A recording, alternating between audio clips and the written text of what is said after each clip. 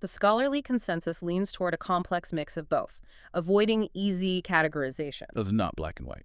Not at all. She is deeply marginalized. The patriarchal system is heavily rigged against her, but feminist interpretations read her as a figure of immense agency. Right. She doesn't dismantle the system, because structurally she can't, but she masters its rules so thoroughly that she forces the patriarch to submit to his own laws. So Judah's house is functionally bankrupt, morally and structurally.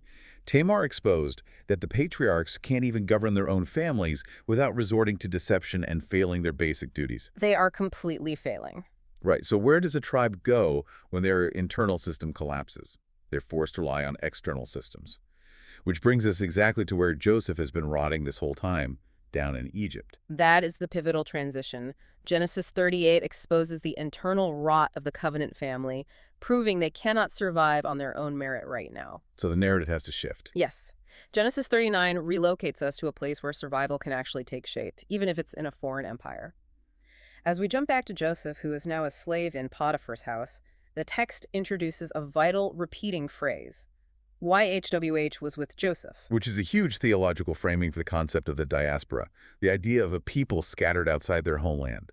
It establishes that divine presence isn't restricted to a specific zip code in Canaan. God is active down in Egypt in the messy reality of slavery.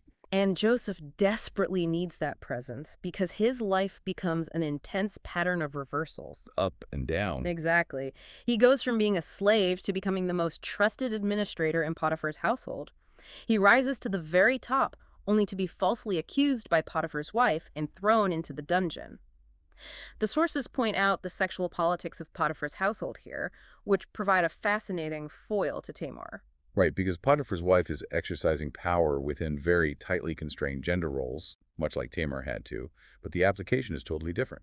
She is a woman of high status but limited direct authority, so she wields the only power she does have sexual leverage over a vulnerable foreign slave. And Joseph's refusal of her advances is framed hierarchically. He emphasizes how much trust Potiphar has placed in him. Yes, but despite his integrity, he is undone by a recurring motif in his life.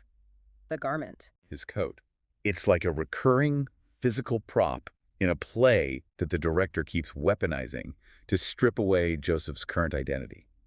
Back in Canaan, his brothers strip him of his special robe to fake his death.